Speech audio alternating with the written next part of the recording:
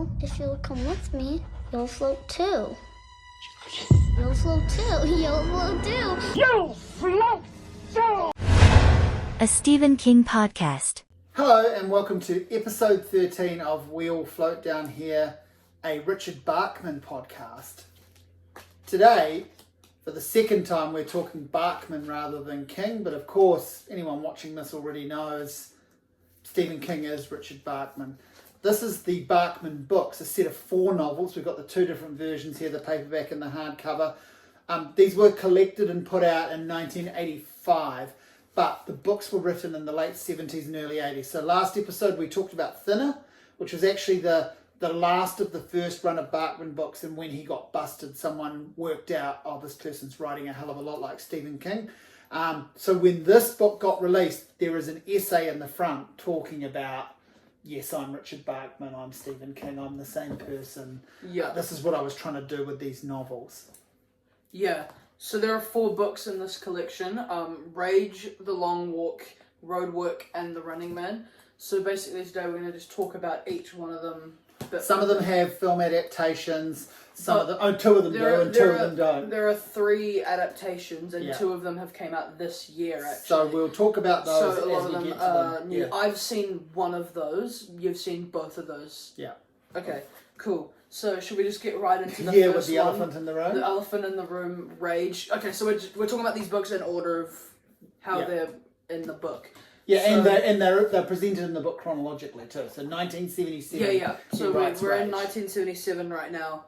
Rage. Mm. We weren't gonna talk about these books separately for their own episodes because, like, how are we gonna make a whole 30-minute episode on Rage or like Road Work? So yeah, Rage. Let's address the elephant in the room. This book is banned. You can no longer get it in print. It costs about like $2,000 or something. Yeah, to get thousands, about $1,000 on average, more. There's actually a new version of the Bachman books that like a new edition Rainbow Hotter that does not have Rage. So it has the 3 other novels and it has the essay about why I was Richard Bachman. Yeah. So Rage is no longer available for one main reason. Rage is about essentially it's about a high school shooting, or it's about a kid who takes his classroom hostage, and there are killings in it.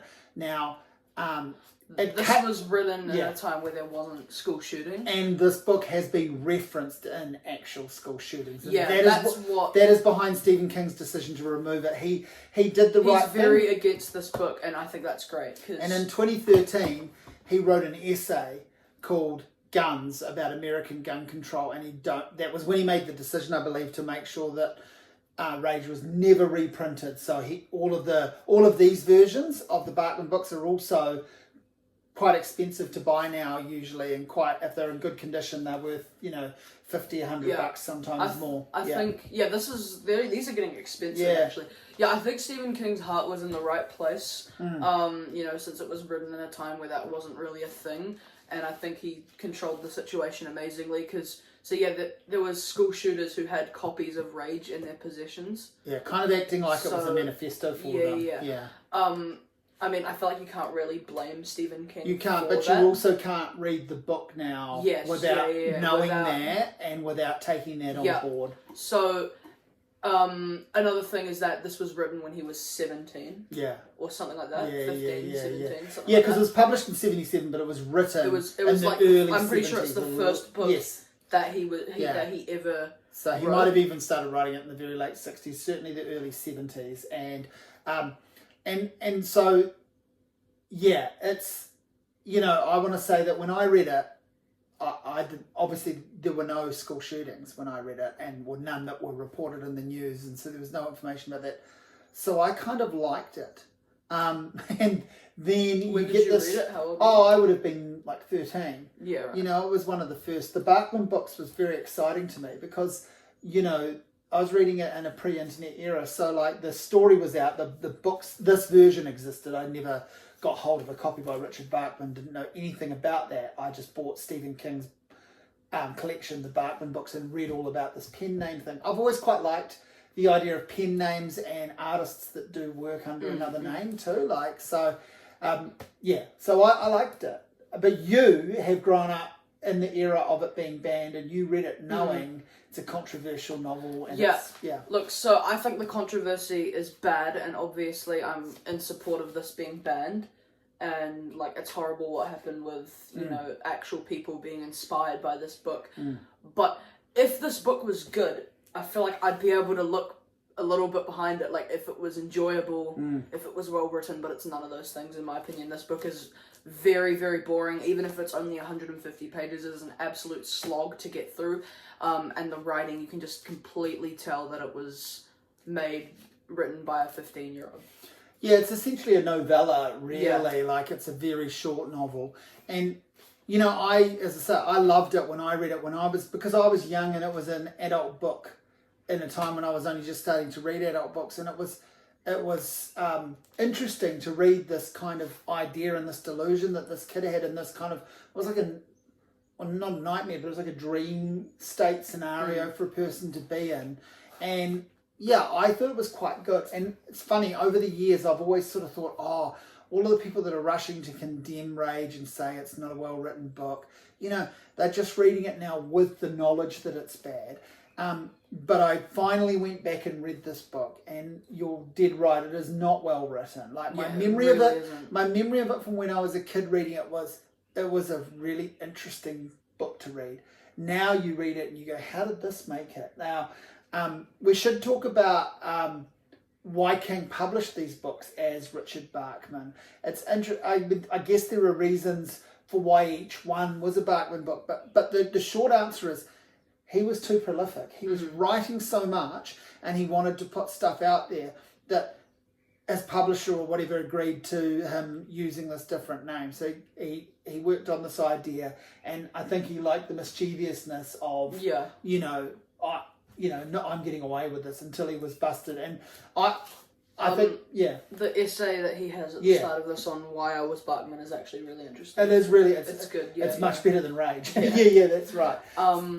Rage is just so boring. So there's never going to be a film version of it now. I don't think there ever was going to be anyway, but there certainly isn't going to be now. Wouldn't make a good film either. You know, I can't lie. If I found a copy of Richard Bachman Rage in a secondhand store and it was affordable, I would buy it for my bookshelf still, 100%. But I would not spend $800 or $2,000 on it, or anything like that. But yeah, so I'm not sad I don't have it. I've never seen one in the flesh. They're very prized kind of trophies now. I'm not desperate to have it for the trophy, but I'm enough of a collector to want it. But having reread it, I'm less interested in it than I ever was. Like, it is. You're right. It's just a slog. It's very prosaic. It's badly paced. It's so undynamic. boring. It's boring, and something that short shouldn't be that boring. And one thing is that I feel like the characters are just so empty and like not well. Yeah. Like, the dynamics between the characters aren't very good, and it's a bit, like, unrealistic. And then it's a bit like those scenes where those kids get into fights and there's all that, it's just a bit, like, corny and generic. And I guess, like, when this first came out as a collection of essentially some of his early novels, and these ones under a pen name, one of the reasons you might want to read it is, I mean, in that essay, he kind of laughs about, it's not my best work. You know, he's not trying to say, these are the gems you missed and you didn't know about. He is basically admitting to, these are early stumbling points. These are things that there's a bit of an idea there, but it's not fully formed. And so it's a bit like, you know, you listen to the Beatles albums and then you hear like that there's going to be demos of their very early recordings available. If you're a fan, you want to hear that to see where they came from. I think it's a bit like that. As a little bit of the idea. He also talked in that essay about how Bachman, you know, they didn't try to promote him as anything. Bachman was an everyman novelist that you didn't know who it was. These were airport novels. These were the sorts of things you picked up and bought. And there was a bemusement King had about, like, I'm hiding in plain sight. I'm not particularly writing differently, or I am. But as he got more, you know, we talked about this with Thinner, that is the one that is most overtly Stephen King. You can go back through them now and say, because I've read enough Stephen King, I can see that this is this and this is an idea. But, you wouldn't actually know that about these four at the time. That was the whole idea. True. So the main character in Rage is called Charlie Decker, and one thing that I just want to mention about Rage is that he's so annoying. Like, he's just a terrible narrator. Like, seeing the world from his point of view is like just gross. I mean, I get that that's kind of actually a bit of a theme of this book. Most of the narrators are actually quite annoying. Yeah, the narrators Yeah. are We'll get into that with each one. completely, But yeah. Heavily on this and the Running Man, but Yeah. we'll get into that. But one thing I will say, probably my favorite thing about this book, is that like they give him a bit of backstory at one point on like problems with his father and stuff, and it kind of gives you a bit of an idea on the motive of why he's doing this. Yeah. And you know, I kind of wish they went a little bit deeper into that, because you know it's 150 pages and most of it is just him in the classroom and not much exciting happens. And I will say, like, generally it's kind of thrilling, which is I mean, how could you make a book about like someone holding people hostage and that's not thrilling? So of course, you know, it's a bit intense, you know, you can read it in one sitting or whatever, but you know, it's not enjoyable. It's not good. And the fact that there's this controversy and this subject matter just makes it even worse. I like that King has, you know, we've talked about this a little bit already, but I like that King has been really open about just, frankly, being open about shutting this down. Like, actually, earlier this year, last year, he appeared in this documentary about the Texas Chainsaw Massacre, and he talks about controversial subject matter, and it's relevant, you know, to the era of when Texas Chainsaw Massacre came out. He was probably writing or revisiting this novel and thinking about publishing it or whatever, and he mentions it, and he basically says it's not a good book, it's out of print, and that's a good decision. You know, he doesn't have any nostalgia for it, he doesn't try to justify it. It's an experiment of a young writer, and if we all put out everything we wrote, it's not that we'd all have a book like Rage, but we'd all have some thoughts and some ideas that were either on a taboo subject or just didn't line up correctly, and you know, so there's that. So what should we rate this? Oh, look, as an individual story, what are you going to give it? Okay, so I get, just for a little bit of context, I gave The Talisman a 3, which is the lowest rating of any Stephen King book yet. That's horrible, but part of the thing is that that's so long. But I think this is probably just as bad a book of that objectively. But the fact that it's 150 pages and at least there's something a little bit interesting about it, I'm going to give it a 4 out of 10. So below average, not good. But like, you know, it's 150 pages, you know, I don't remember it. It's not offensively bad in terms of like, in fact, Talisman was 1,000 pages. And because I straddle two worlds with this book, the pre-internet, pre-controversy world of it just being exciting that it was not just forbidden but hidden Stephen King, and then revisiting it in the era, knowing about the controversy, having read his essay Guns, and having obviously read several times the, you know, I Was Richard Bachman essay and rah rah rah. I'm going to sit right in the middle and give this 5 out of 10. I feel like it's not great. I don't ever need to read it again, but yeah, I kind of almost loved it once. It was never my favourite thing in the Bachman books, but it was at one time and one day in one sitting, it was the brand new Stephen King that I read, and I remember what it was like. So 5 out of 10 for me. Yeah, fair. It makes sense that you'd put it slightly above me, but we can both agree it's not great. No, it's not great, and we won't be reading it again. Yeah, never. Next, let's go on to The Long We each Walk. have the same new. Oh, it's a bit different. Newish. Yours yellow. Yeah, It's the same though. Yours is a bit cooler than mine though. Mine's a bit. Well, I'm a bit cooler than you. So it's the standalone version of The Long Walk, which is the next title in the book. So yeah, this one is actually probably like the longest. It's 400 pages, so this could definitely just be considered a novel on its own. I mean, these are all basically novels apart from Rage. Yeah. That's kind of a novella, but this is kind of like a Hunger Games type story. It is about 100 boys, teenage boys, in this competition where you have to walk until there's only one left, and basically what that means is you have to walk at, I think it's like 4 miles per hour. You've got to keep up the pace. Yeah, you've got to keep up the pace. Yeah. If you drop that at any moment, you get a warning. And if you get 3 warnings, you get your ticket, which basically means you get shot. And in front of everyone else. In front of everyone else for live entertainment. But if you keep walking for an hour, one of your warnings gets removed. So it's actually a pretty fun game idea. But So a couple of years it ago, ends in death, yeah, and it's all about these kids becoming friends, but knowing that they're gonna have to watch the people that they're socializing with die. So it's quite brutal. It's very morbid. So a couple of years ago, 3-4 years ago, this came into the mainstream again in a big way with, first of all, well, before that, this was always talked about as the Stephen King adaptation people were waiting for. It's a good book. We'll get a bit more into that. It's a good read. But where was the movie of it? Why wasn't there one? I kind of wish that this could have been made into a movie in like the 80s. 80s or early 90s, yeah. I think that would have and then it got talked about a lot because it felt like part of the inspiration for the popular Squid Game TV series. Similar kind of premise, that whole competitive survival. Basically, so a lot of people. I really do like that type of story. Yeah, so a lot of people started reading this again or discovering it for the first time on the back of the success of the Squid Game series. This was actually one of the first Stephen King books I ever read. Right. I think it went Misery, Pet Sematary, Carrie, and then like this. So it's one of the first ones, and I have really good memories of reading this. And I'm just going to say right off the bat, this is by far my favorite. In this collection, and it's not even close at all. And my favorite Bachman in general. I really like this. I would say this. It's so good, actually. I would say this is my favorite Bachman. It's really, really good. Like, genuinely incredible. And I don't think it's too much of a stretch for us to imagine that this is most people's favourite Bachman as well. This is the one. Hence the whole where's the movie of it's either this or Thinner, but I feel like people like this more than Thinner. Now, people were waiting for the movie adaptation, so earlier this year it came out.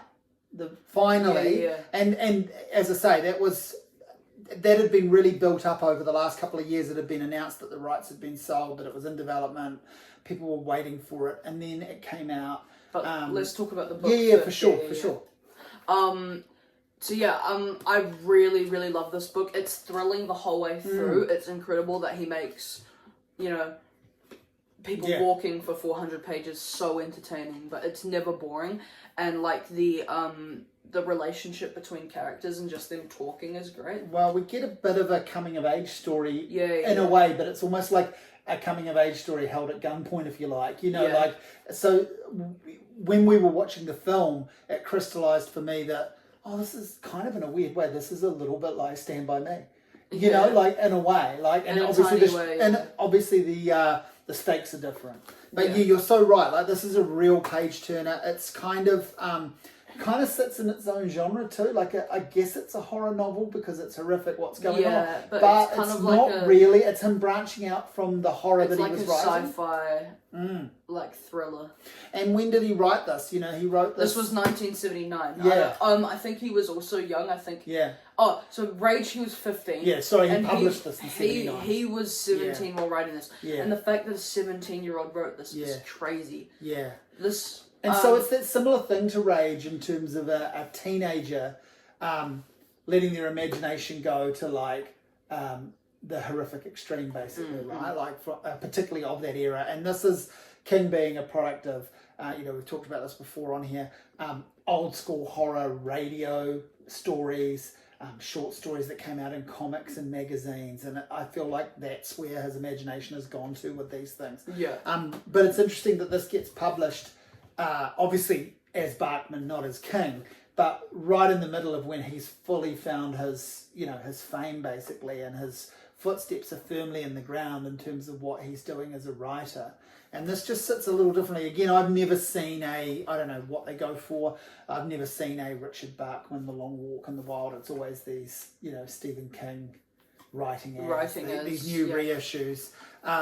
But again, this would be worth a lot of money to get the original text of these. Not quite as much as Rage, but not far off it. Also, as you're saying, these characters are a bit annoying in terms of narration. Yeah.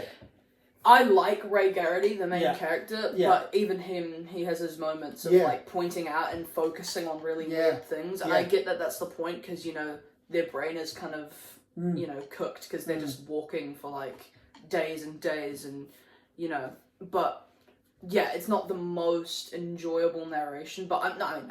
that's unfair because it's such an enjoyable read. But I'm saying Yeah, he's you're not. the characters. The characters can be a little bit strange at sometimes, but I still love the characters because of what they do with them, and It's kind of like a the whole thing is speculative and performative and extreme, but weirdly, I think what you're trying to say too is it's like they're in their natural state for what's going on in the world of the novel. They would be like that. They would have that kind of.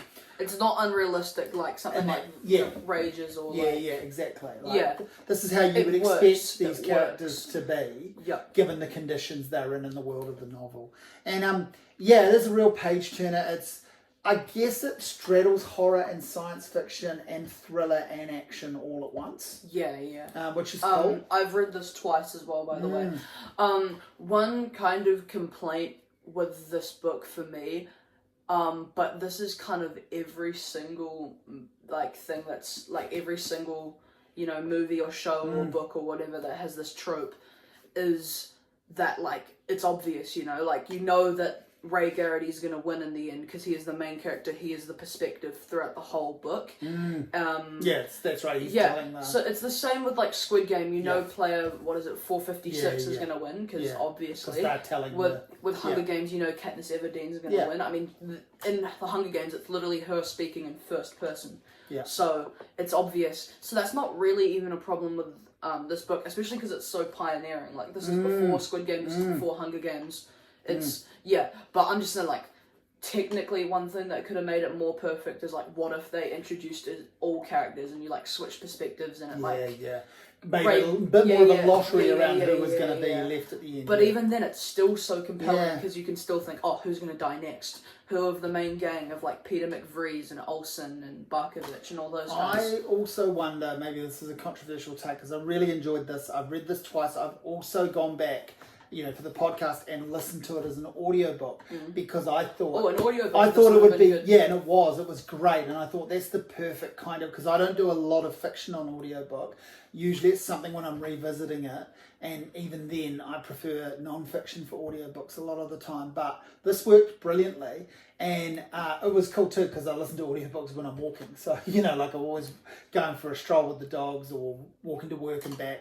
And so I was in that zone, if you like, superficially while listening to it. I really liked it, but I wonder if I would have actually preferred this if it was a novella or even a short story, a long short story. You don't agree? Nah. I feel like this has got the makings of a brilliant short story, and it's just short story. Long short story, 100 pages. Getting towards a novella. I think like the Mist or something. I feel like sometimes his endings are a little weak, and I think that's because the idea is literally stretched to breaking point, and I wonder if that's the case here. How do you feel about the ending of it? The ending is my other complaint. So you agree with me, it should be a short story? No. The ending is in the very, very, very ending. Yeah. How it ends, spoilers, is it's just a bit mysterious. Ray Garrity wins, obviously, and then he runs away without getting his wish. Another thing about the premise. The winner gets a bunch of cash, but also a wish that will come true. He doesn't even wish; he just runs away, which is a bit strange. I get what they were doing, but it's a little bit disappointing. I'm talking about the last page. I'm not talking about. I'm saying everything is great up until then. Okay. I love this book so much. It's really, really just a fantastic read. It is in my S tier of Stephen King. Right. Even though I've had complaints. Which means what, top 5, top 10, that kind of ballpark, really. I don't want to immediately say it's top 5, but it's definitely top 10. Right. I love this book so much. And again, I think it's fair to say, this is a pretty... It's not perfect, and I realise that especially on the second read. But it is very, very close. And it's not as well known as the absolute classics like your Carrie, Pet Sematary, Shining, Misery, It. But this is right up there for King fans, right? This is a lot of people's favourite or near favourite, or in those top 5, 10 titles. A lot of people love this book, and it's pretty easy to see why. And it's a real ripping yarn, right? You're pulled along by it. You really want to see what happens. Do we want to rate the book and then get into the film? So I rate this a solid 9 out of 10. Yeah. I love it. I'm going to give it an 8. maybe an 8.5. No, I'm going to give it an 8. It is An 8? Yeah. Nice. The next up, we'll talk about the film version. So I started mentioning this, that the film's just come out. Well, we've literally just watched it. Yeah, we just watched it on a few nights ago. Yeah, to be able to discuss for the podcast. And I'd mixed feelings about this going into it. I'd heard, because it's been out a few months, I'd heard from some people, hey, it's really great. It's great. There's finally a film. I'd heard from quite a few people, it's really not that good. So I was into seeing it, but I just kind of went in open-minded. I didn't really know, but I was excited since it's such a good book in my opinion, and I just love it so much, and I wanted to see what they did with the story. And I left pleasantly surprised. I think this is great. I agree. I thought the movie version of this sat alongside something like the movie version of the short story The Mist. Yeah. Like, really solid, mostly really faithful, but the changes that it made were smart. Yeah, the changes, The there were updates. quite a few changes, and we'll get into Yeah, that. yeah. So that's why I'm comparing it to The Mist. You know? The changes are really, really cool. And make the story better in a way. I mean, you can't really adapt this and make it as effective as the I think it's the fair book. to say that the stumbling point this film has is it has to be a film about a bunch of boys walking and talking, because that is the premise and the subject matter of the novel.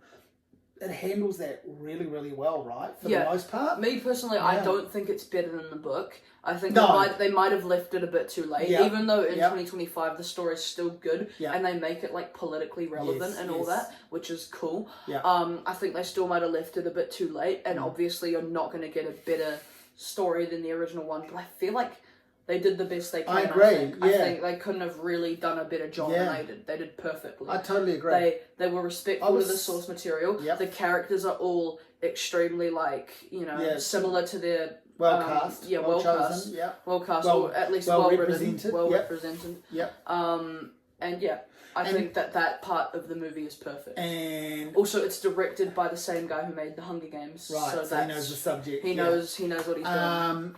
And it's got a great ominous mood, has an excellent score that really impacts that. It has those nice sort of tracking shots following the action, and it pans out and gives you the big panorama there's like of scenes the where it's like the scenery. shot is just right up close to. So it shows you the kind of isolation. Like, yes, they're in a group, but they're just walking through middle Also, America. one thing I respect about this movie is it is brutal. Yeah. It is brutal. There are some crazy headshots. Yes. The scene where like the dude tries to run away and then he like gets shot. Yeah. Or like the dude stabbing himself. It Like earns its R16 rating. It's full on material. For some people it would be too much. If you know the book and you know the story, then that's fine. You're going to know it. But I think it's perfect though, because it's yeah. not like too dark. It needed to have that energy about it to make it compelling, because otherwise it becomes, like I say, it falls into the problem of, it's just a movie about a bunch of guys walking and talking. Like, yes, the stakes are high, but if the camera looked away at every single gunshot, it wouldn't have the same. Yeah, there was one. impact. There was one shot. Like there was this It one does kill at that, the start where like it just goes away, and I was Yeah. like, that'd be very lame. But Yeah. they do ramp it up. Yeah. So the tension is there the whole way through. Yeah, and one thing that's really cool about this movie is it feels like a journey. You feel like you're going on the journey with them, basically. No, I really, really enjoyed it, and like I say, I wasn't sure where I was going to sit with it. I liked it. Mark Hamill. Mark is Hamill's cool. really good. Good addition, because obviously, like, as the movie was being made, like a year ago or so, the first shots that came out were him in character as the major, basically the army police representative, who is like the villain, the guy who's calling the shots and is the evil dictator. But he's so in good this, as the major. again, in this, like you referenced the idea that it was updated politically. So he's your billionaire tech oligarch, he's your Donald Trump, your Elon Musk, he's your villain, all-seeing, all-powerful, it stops with me kind of character, right? But also with this military presence. And that's really well handled, I think. But yeah, he's great. Like, it's cool seeing him in that kind of role. And I think he's improved a lot as an actor. And, because I've been rewatching like the Star Wars original trilogy this weekend, and I love those movies so much, but he could not act in those. But he became and still is such a I cool mean, it still works. Yeah, but like, yeah, he's a totally. whiny brat in that first movie. But he became and still is a really good voice actor, and Yeah, I guess he's starting to use one more of of that. My favourite cartoon that I watched from when I was like, 8 is the regular show where he plays the like Yeti or what is it? Yeah. Skips. He plays Skips, and it's just I could hear that voice in the Major. Yeah. So that was cool. He's done voice work for years, and for video games and cartoons and all sorts of things, and then obviously he's continued to act, and it was cool. Kind of like to me, this was the real integration of that. Like he was basically approaching this like a piece of voice work, I reckon. Because he's quite static as a character. He's sort of just standing there on the back of a truck. In a lot of cases, speaking into a megaphone, threatening a gun or commanding someone to threaten with a gun. But he was cool. He was really cool. Hoffman is really good in this. Yeah, so we know Cooper Hoffman from Licorice Pizza and from being the son of Philip Seymour Hoffman. He's sort of an actor on the rise, I suppose, still. And he was really good. So he's Garrity, and he was excellent.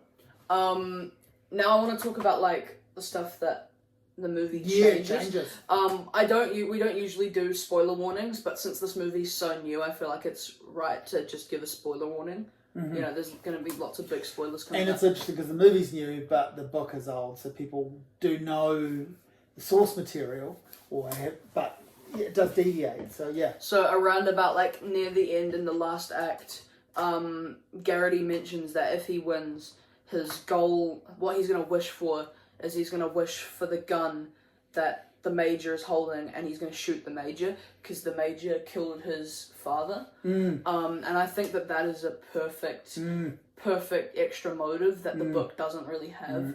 And I think that that's like a really, really cool addition. But the main thing that this movie changed that actually blew me away is that Garrity does not win, and instead Peter does. But Peter grants his wish. He asks for the gun and shoots the Majors. It's such a crazy ending that I was not expecting. Again, that's like The Mist, with the ending and the Mist being so different to the story. The ending of the Mist is so incredible. Basically, like Stephen King gives it the big thumbs up and says, with The Mist, he says, man, I should have written that.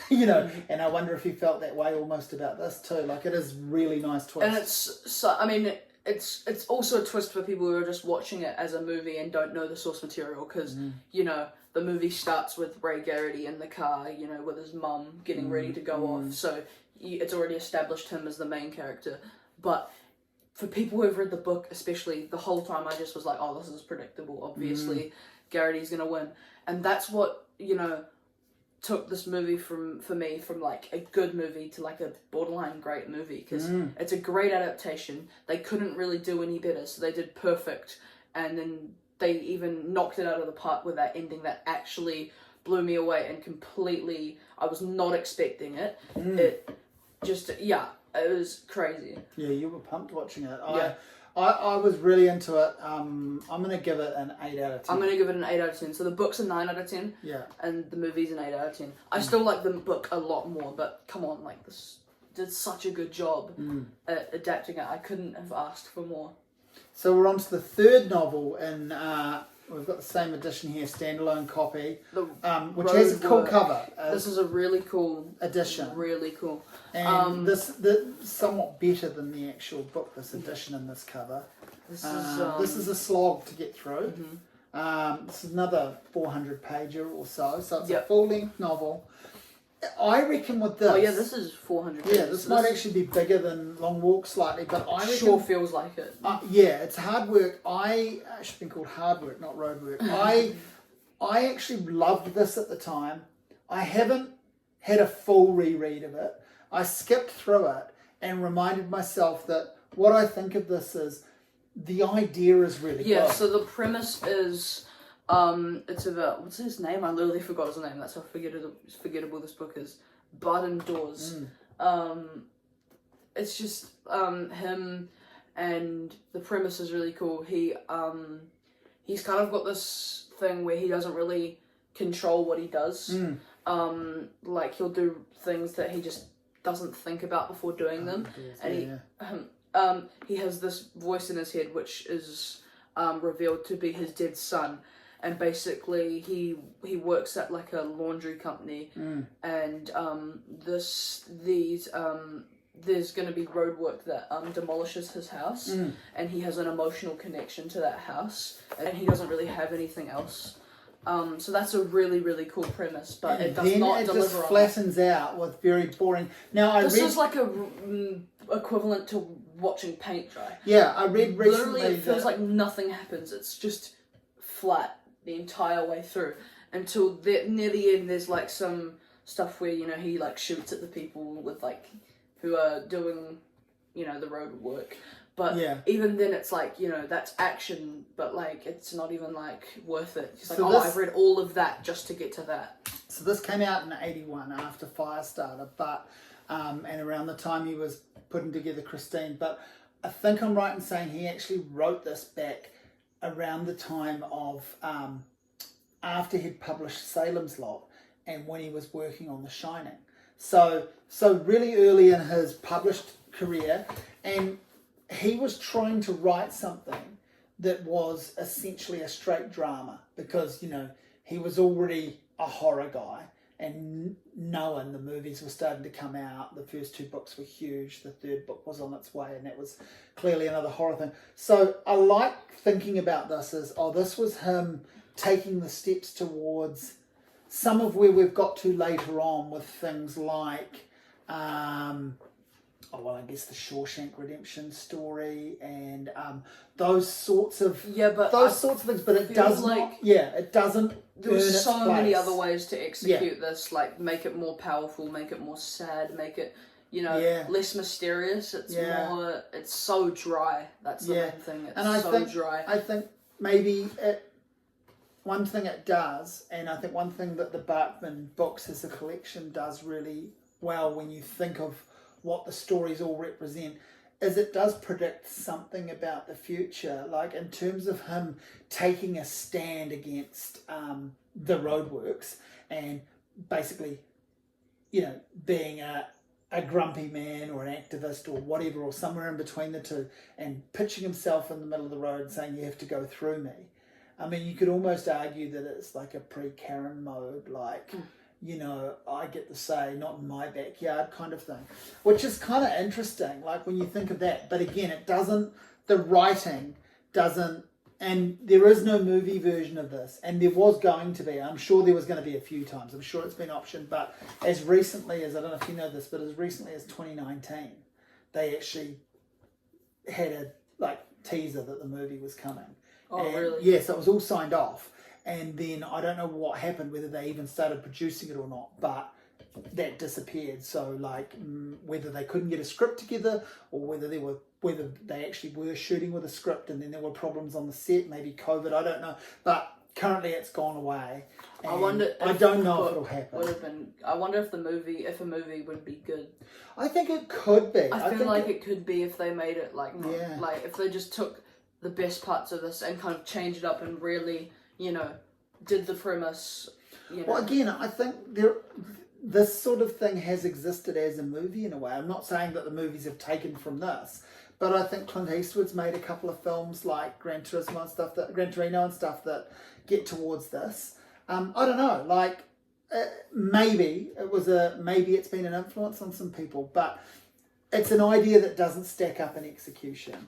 And I really don't have that much to say about this. To me, it's the weakest in the collection as it's either this or Rage. Yeah. I'd rather read Rage, but Rage. That's what I'm getting to. Rage has something about it. It has this controversy, and now. But this is objectively better.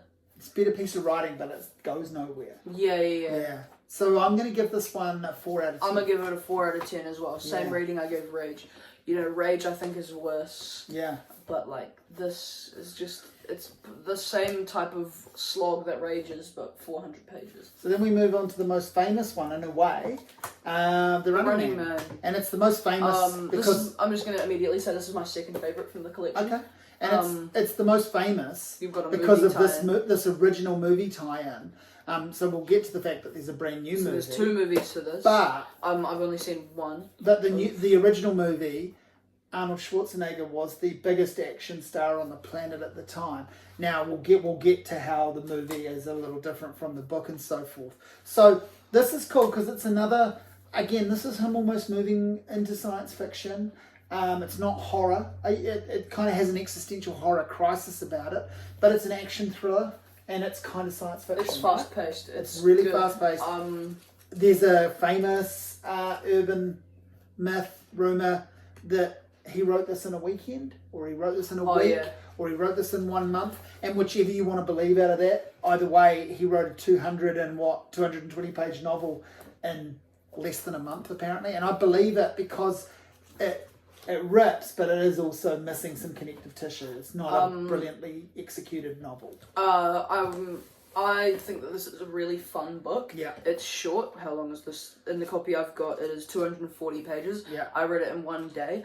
I think, it's just a really fun premise. Yet again, reality TV. He's on the run, like a manhunt thing. So that's really cool. But as we were saying, the narration is really annoying. Yeah, the narration. Ben Richards is just diabolical.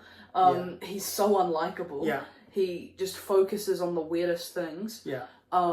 He's just not a good character, but it does, at least I'm still interested in the story and, his journey. In my opinion, though, this book totally has the possibility to be like an 8 out of 10, but the second half is kind of where it drops off. Yeah, yeah.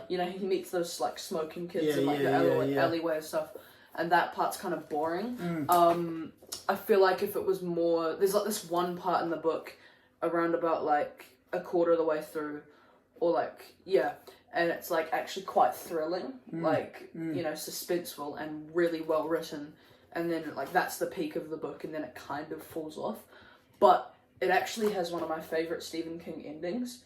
He's doing this because his daughter, his 3-year-old daughter or whatever, is, like, really sick. So he's doing it for that purpose. And then once, at the end of The Running Man, he finds out that his wife and kid are both dead. And it's just brutal. I love when Stephen King does brutal endings. His endings may not be the best, but it's brutal. So it has a cool narrative structure too, in that rather than conventional chapters, it's counting down. So it opens with minus 100 and counting, and then we get down to minus 5. And in the last few pages, some of the chapters are only, section breaks are only a paragraph or a couple of paragraphs. So that makes it really easy. And some are pages and pages, but there aren't ever too many pages to go between action. So it gets right down to minus 001, and then eventually 000 to finish. So that's a cool structure, and that really works with the plot. So I really like the first half and the ending. That middle was kind of where it loses me a bit. Yeah. And it's a bit messy. Famously, this was... so this one comes out in 82. Yep. So I don't know quite when it was written, maybe 79, 80. But again, this is famously in King's very prolific period, which also aligns with his cocaine and drinking period. And, there's the rumours and circulation that, for example, Cujo was written... when he was using and drinking, and whether that's true or not, that turned out pretty well. There's this sort of idea that at one point that he almost barely remembers writing this or something. Like, a lot of this stuff is just kind of like funny rumour, but you definitely, like I say, this is missing some connective tissue. It doesn't all line up. It's a fun, speculative, exciting thrill ride, and like you say, it has a good ending, but it does botch it in the middle. It does drop the ball a bit. But it also reads like, they're going to make a movie of this. And so they've made 2 movies of it. So the first movie came out in 1987. If we're going to talk about the movie, should we rate We will, and the second one came out in 2025, so the second one is brand new this year. So it was a few years before this. So I'm just trying to remember. I would have read this possibly just after seeing the movie. I might have actually seen the movie first because action movies were it in the 80s for us, and Arnold Schwarzenegger was it. And I feel like I actually watched this first, loved the film because I had nothing to rate it against, then read the version in here, and then went back to the film and went, wow, these are wildly different. Anyway, let's rate the book. I really want to give it a 7, but since I'm not the biggest fan of the middle, I'm going to give it a 6. I still like it. It's above average, but like not the greatest, and it's not too memorable for me, but it's still my second favourite of the collection. Yeah, I reckon that's a really good score. I'm the same. I want to give it like a 7 or a 7.5. But I'm actually going to copy you with that one. I'm going to take a 6 because I can't. If I say it's a 5, I'm rating it right next to Rage, and it's a different experience than they're all It's together. way better than Rage. So 1987, Arnold Schwarzenegger is one of the biggest stars on the planet. Movie version of The Running Man comes out. They craft this basically the first nearly 40 minutes. Yeah, we just watched it. It was 40 minutes until he's really running. in the storyline of the game. And I just feel like that's diabolical. Well, what they did was I presume what they did was they went, a whole lot of people are going to go to this movie that don't know this book, because it wasn't a big book, remember. So, like, yes, the Bachman books had come out, and so it was attached to Stephen King. It does come up on the screen based on a novel by Stephen King, But I believe the primary audience for this film in 1987 was moviegoers that like action films and Arnold Schwarzenegger fans, which are essentially the same thing. But yeah, that's what they were trying to grab, and it was like Stephen King fans or people who've read the book were distant third and fourth. So there's this whole storyline that the Ben Richards is basically, he's been framed as a criminal. Which is not in the book. And he's been framed as a criminal. But there is this game show called The Running Man where they hunt down a person for sport. And it's televised and it's set in the future. Like the movie version's set in 2017. Filmed in 1987. So it's a bleak version of 2017 with basically TV being owned and run by the state, and that's how, like, propaganda messages and so forth. So that kind of stuff, when it gets going, that's really, really cool. It's an odd film because it's got these amazingly weird 80s cameos in it. Mick Fleetwood is in it. Dweezil Zappa, son of Frank Zappa, is in it. Jesse the Body Ventura, who's also in Predator with Arnold Schwarzenegger.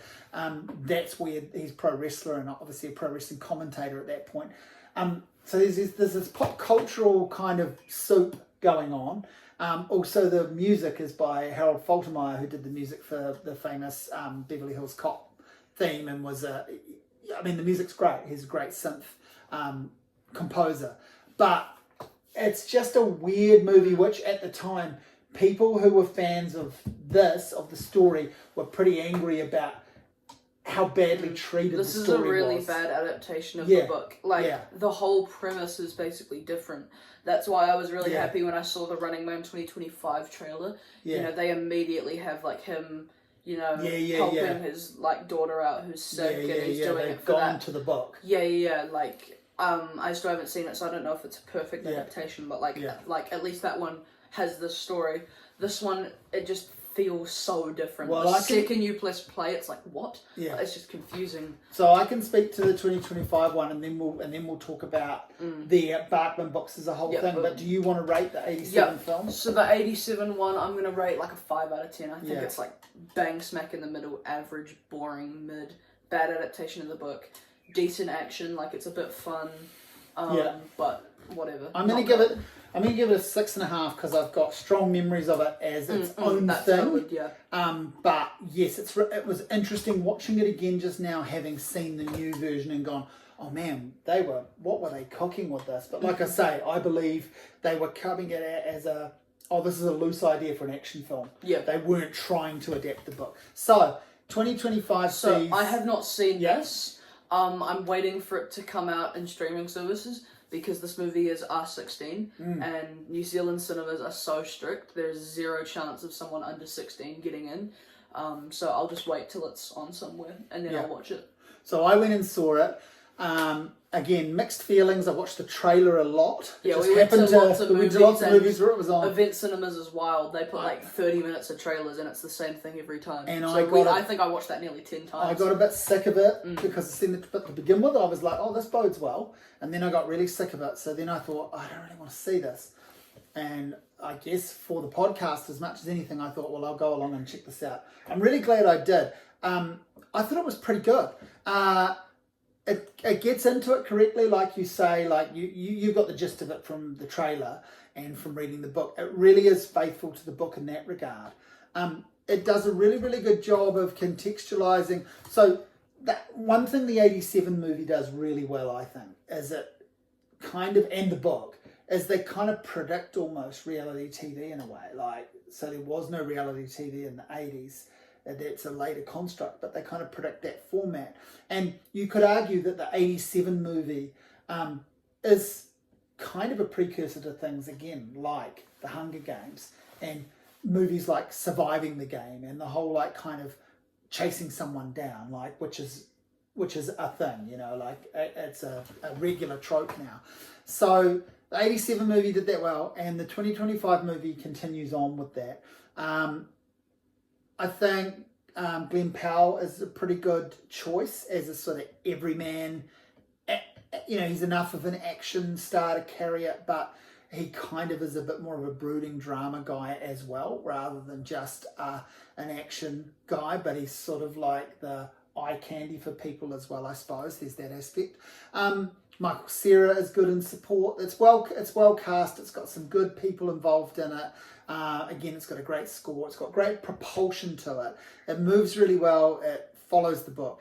But the third act is a sloppy mess because it's like they tried. Really? Yeah, it really falls down. Spoil for me. No, but it really falls over. So I was sad about that because I thought, oh well, they're trying to do something to again that it's 2025. International politics is a fucking mess, and so they're trying to. Every filmmaker worth their salt is trying to shoehorn something in about politics, and they do that quite well here. And you know, you've got the obvious setup with, you know, like a rich TV producer with more money than anyone else, therefore because they've got so much money they can call the shots. So again, that's a kind of, you know, that's riffing on your Elon Musks and your Donald Trumps and your Jeff Bezos and those kinds of characters that everyone is a little bit upset with and totally giving their data to and, you know, losing the game basically. So it has that aspect, which is cool. But at the end, it's like it's got to try and wrap a bow on this. And yeah, I won't spoil it for you or for anyone else, I guess, listening or watching because it is new. But it does fall over a bit at the end. But as a movie experience, I'm going to give it a 7 out of 10. You know what I loved about it was it reminded me of going and seeing like fun, I guess, 90s action movies, things like I think I'll like it when I watch it. I just think if you, like, I thought it was faithful enough to the book to be valid and to correct some of the wrongs of the original movie and to not just be a recreation of that, to be its own valid.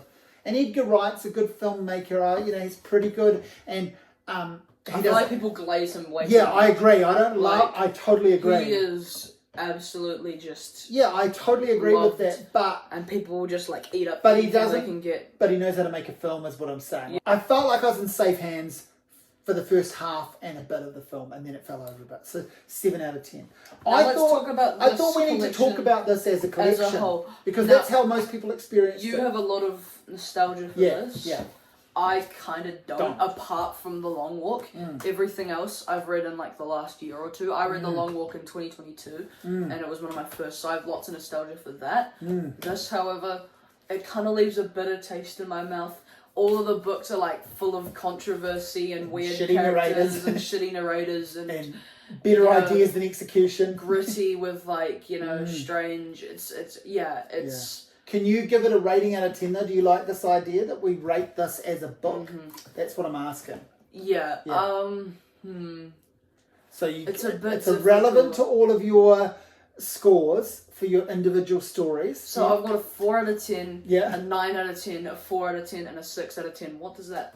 Yeah. So what would you call this? Does that like create a 5 or a 6 out of 10? You can make your own rule for this. Yeah, it just leaves a bad taste in my mouth. Like there are 2 4 out of 10 books, and then there's one book I love, and there's one book I don't mind and think is pretty good.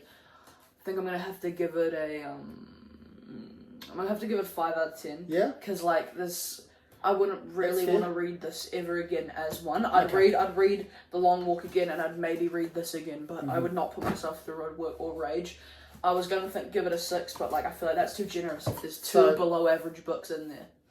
I have these 2 copies, the brand new edition with only the 3 books and the original. I also have a copy of the hardback that you've got there.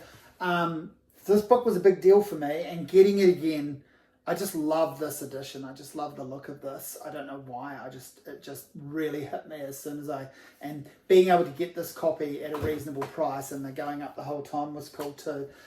I just had such good feelings and, like you say, nostalgia associated with like the idea of connecting with these stories the first time around. So this is really funny, but as a book, the Bachman books, I'm going to give it a 9 out of 10.